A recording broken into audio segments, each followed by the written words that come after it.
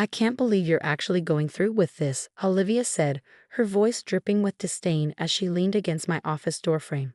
I looked up from my laptop, where I'd been finalizing the business plan I'd spent months perfecting. My sister stood there in her designer suit, every inch of her radiating the confidence that came from never having to fight for anything in her life. Why wouldn't I? I asked, trying to keep my voice steady. I've been working on this concept for over a year. The market research shows there's a huge demand for sustainable fashion rental services, especially in. Please, she cut me off with a dismissive wave. You really think you can pull this off? You've never even run a business before. My name is Sarah Mitchell, and at 28, I was about to launch my dream company, a revolutionary platform that would transform how people thought about fashion consumption. The idea had come to me during my years working in retail management, watching countless customers struggle with the balance between wanting to stay trendy and being environmentally conscious. My solution was simple but innovative, a subscription-based service that would allow people to rent high-end sustainable fashion pieces, with a portion of the profits going to environmental causes. I'd spent countless nights researching, planning, and building connections with sustainable fashion brands. Every detail had been carefully considered, from the eco-friendly packaging to the blockchain-based tracking system that would ensure transparency in our supply chain. This wasn't just a business idea. It was my passion, my way of making a real difference in an industry desperately needing change. But Olivia had always had a way of making my dreams seem small, insignificant. At 32, she was the successful one in our family, working as a marketing executive at a prestigious firm. She'd always done everything first, better, smoother. And she never let me forget it. I've done my homework, I replied, turning back to my laptop. The business plan is solid, the financial projections are conservative but promising, and I've already got interest from several investors. She walked into my office, picking up one of the sample sustainable fabric swatches from my desk. Oh really? And how much startup capital do you need? $250,000, I said, watching as her perfectly manicured fingers toyed with the fabric. I'm meeting with Mom and Dad this weekend to discuss their investment. That's when I saw it, the flash in her eyes, the slight curl of her lip. I should have recognized it for what it was, the look of a predator spotting prey. Well, good luck with that, she said, dropping the fabric back on my desk. I'm sure it'll be interesting. I didn't think much of her visit at the time. That was my first mistake. The family dinner that weekend started like any other, with Mom fussing over the table settings and Dad talking about his golf game. I'd spent hours preparing my presentation, making sure every detail was perfect. My hands trembled slightly as I pulled out my laptop. Before we start dinner, I began. I wanted to talk to you both about an investment opportunity. But before I could even open my presentation, Olivia cleared her throat. Actually, she said, setting down her wine glass with a deliberate click, I have something I'd like to discuss too. My stomach tightened as she pulled out her own laptop.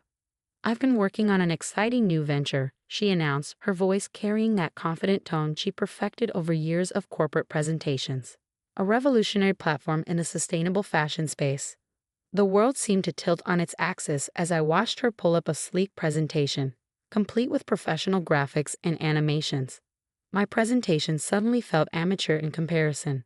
As she spoke, describing my idea with practiced ease, adding just enough tweaks to make it seem like her own, I felt the blood drain from my face. The market research shows huge potential, she was saying, using the exact phrases I'd shared with her in my office. And with my experience in marketing and business development, we could dominate this space within 2 years. Mom and Dad were enthralled, nodding along as she wove her spell. They'd always been impressed by her corporate success, her polished demeanor. When she finished, Dad was already reaching for his checkbook. This is impressive, Olivia, he said, beaming with pride. Very impressive. How much are you looking for? $500,000, she replied smoothly, to really do it right. Now that's thinking big, Mom added, shooting me a quick glance. Sarah, didn't you want to discuss something too? I sat there, frozen, as the magnitude of what had just happened sank in. My sister hadn't just stolen my idea. She'd taken my dream and sold it as her own, knowing she had the credentials and connections to make it more appealing to our parents. No, I managed to say, my voice barely a whisper. It's nothing. Later that night, as I was leaving, Olivia caught up with me in the driveway. "Hey, no hard feelings, right?" she said, her smile sharp in the darkness. "Business is business. And let's be honest, I can execute this so much better than you ever could. Good luck competing, though." Her laugh echoed in my ears as I drove home, tears blurring my vision. But among the hurt and betrayal, something else was crystallizing: determination. If Olivia thought she could just steal my dream and get away with it, she was about to learn a very important lesson. I spent that night going through everything: all my research, my contacts, my plans. Olivia might have taken my basic idea, but she didn't have the depth of knowledge I'd accumulated over the past year. She didn't have the relationships I'd built with sustainable fashion brands, or the understanding of the complex supply chain issues involved. Most importantly, she didn't have my backup plan. You see, while developing my business concept, I discovered something crucial. The sustainable fashion industry had a significant authentication problem. Many brands claiming to be eco-friendly were actually greenwashing their products, using clever marketing to hide unsustainable practices. My original business plan had included a proprietary authentication system that would use blockchain technology to track and verify the sustainability claims of our partner brands. It was complex, technical, and I hadn't shared those details with Olivia during her office visit. She had the shell of my idea, but not its revolutionary core. The next morning, I called Marcus, my best friend from college who now worked in tech development. "Remember that authentication system we discussed?" I asked. "How quickly can we make it operational?" "The prototype's already built," he replied. "We could have a working version in 3 months, maybe less." "Why?" I took a deep breath. "Because we're going to beat my sister at her own game." Over the next few weeks, I watched from a distance as Olivia threw our parents' money at launching her version of my business.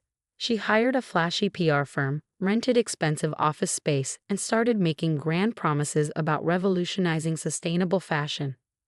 Her company, which she named EcoChick, generated quite a buzz in the local business scene. Meanwhile, I worked quietly but steadily. I sold my car, emptied my savings, and took out a small business loan. It wasn't $500,000, but it was enough to start. Marcus and his team worked around the clock on the authentication system, while I focused on building real relationships with truly sustainable brands who understood the value of what we were creating. I named my company TrueThread: simple, honest, and direct. Everything Olivia wasn't. 3 months later, just as EcoChick was preparing for its grand launch, I made my move. I didn't do it with flashy PR or expensive parties. Instead, I published a detailed white paper revealing the extent of greenwashing in the fashion industry, along with our blockchain-based solution for authenticating truly sustainable products. The paper went viral in sustainability circles. Major fashion blogs picked it up, and suddenly TrueThread was being hailed as a potential game-changer in sustainable fashion. More importantly, several high-profile sustainable brands reached out, excited about the possibility of proving their eco-friendly credentials. Olivia's launch party was scheduled for the following week. I didn't attend, but I heard all about it from Mom, who called to tell me how impressive everything looked. The offices were beautiful, the champagne was flowing, and Olivia gave a passionate speech about revolutionizing sustainable fashion. What Olivia didn't know was that 3 of her biggest potential brand partners had already signed exclusive agreements with TrueThread. They'd been impressed by our authentication system and our genuine commitment to sustainability. More importantly, they'd been concerned about the lack of technical depth in EcoChick's approach. The first cracks in Olivia's facade appeared about 2 months after her launch.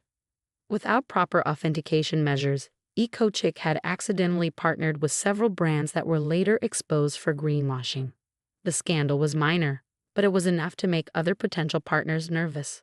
Meanwhile, TrueThread was growing steadily. Our authentication system was proving its worth, and our commitment to transparency was attracting both customers and partners. We weren't growing as fast as EcoChick, but we were building something sustainable in every sense of the word. I was in my office late one evening, reviewing partnership agreements, when my phone buzzed with a text from Mom. "Olivia's been drinking. She's very upset." "What did you do?" I didn't respond. I knew what was coming. The next morning, Olivia showed up at my office. Gone was the designer suit and the perfect makeup. She looked tired, desperate. "We need to talk," she said, her voice lacking its usual confidence. I gestured to the chair across from my desk, the same spot where, months ago, she had dismissed my dreams with a wave of her hand.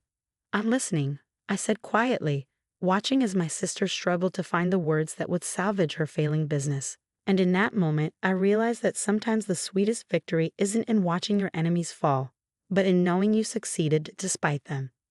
Olivia sat across from me, fidgeting with her watch, a nervous habit I hadn't seen since we were kids.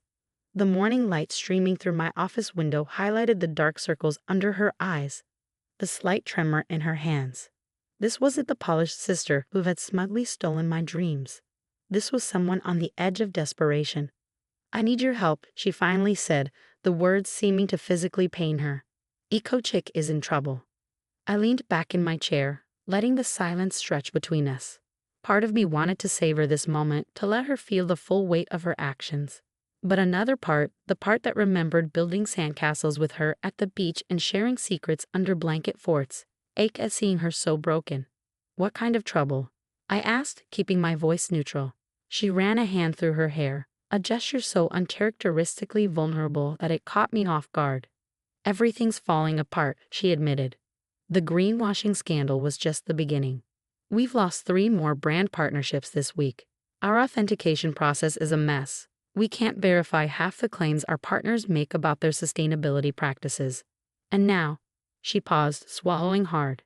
"Now there's a class action lawsuit brewing. Some customers are claiming we misled them about the environmental impact of our products." I felt my stomach tighten. A lawsuit could not only destroy EcoChick, but could damage the entire sustainable fashion movement we were trying to build. This was bigger than just Olivia's failure. It could hurt the very cause I dedicated myself to. "What about Mom and Dad's investment?" I asked, already dreading the answer. Olivia's eyes welled up. "Gone. All of it. $500,000. I've tried everything, Sarah. Hired consultants, brought in experts, but nothing works. We need your authentication system. We need TrueThread's credibility." The irony wasn't lost on me. The sister who had dismissed my capabilities, who had stolen my idea and claimed she could execute it better, was now asking for the very expertise she'd once mocked. "And what exactly are you proposing?" I asked, my voice steady despite the turmoil of emotions inside me. "A merger," she said quickly, as if getting the words out faster would make them more palatable. "EcoChick and TrueThread. Together we'd have the market presence and the technical backbone. You have the authentication system and the trust of the sustainable brands. We have the marketing reach and the customer base. It makes sense." I stood up and walked to the window, looking out at the city skyline. The same view I'd stared at countless nights while building TrueThread from scratch, without family support or connections. Just pure determination and belief in my vision. "It makes sense," I repeated softly, turning back to face her. "Just like it made sense for you to steal my idea and convince our parents to invest in you instead of me. Just like it made sense to laugh in my face and tell me I couldn't compete." Olivia flinched. "I was wrong," she whispered. "I was arrogant and cruel, and I was wrong about everything. You've built something amazing here, something real. I just took the surface idea and threw money at it, but you understood the depth of what was needed. You always did." Her admission hung in the air between us, heavy with years of rivalry and resentment. I sat back down, pulling up TrueThread's latest financial reports on my computer. "Do you know what these numbers mean, Olivia?" I asked, turning the screen toward her. "They show that TrueThread is now valued at over $5 million. We're profitable, growing, and most importantly, we're making a real difference in the industry. We've helped expose 3 major greenwashing operations and provided certification for dozens of genuinely sustainable brands." I let that sink in before continuing. "And do you know how we got here? By understanding that sustainability isn't just a marketing buzzword. It's a commitment that requires knowledge, transparency, and integrity." Olivia nodded, wiping away a tear. "I know that now, but it's not just about the money anymore, Sarah. If EcoChick goes down like this, it could damage consumer trust in sustainable fashion for years. Everything you've worked for, everything you believe in, it could all be tainted by association." She was right, and that was the most frustrating part. The sustainable fashion movement was still fragile, still fighting against decades of fast fashion dominance. A high-profile failure and lawsuit could set us back years. I pulled up another document on my computer, One I'd prepared months ago, almost as if I'd known this day would come. I'm not interested in a merger, I said firmly, watching her face fall. But I am willing to discuss an acquisition. Her head snapped up. An acquisition? TruthThread would absorb EcoCheck's assets and customer base. We'd handle the transition of your existing partnerships to our authentication system. Most importantly, we'd implement proper sustainability verification for all products, which should help mitigate the lawsuit risks. I slid a paper across the desk to her. These are my terms. They're non-negotiable. Olivia picked up the document with trembling hands. As she read, her eyes widened. This would mean. You work for me, I finished. Not as an executive, but as a regular employee in our marketing department. You'd start at entry level and earn any promotions based on merit, not family connections. And you'd have to publicly acknowledge that TruthThread's authentication system was your sister's innovation that you initially borrowed. She stared at the paper for a long moment. And Mom and Dad's investment?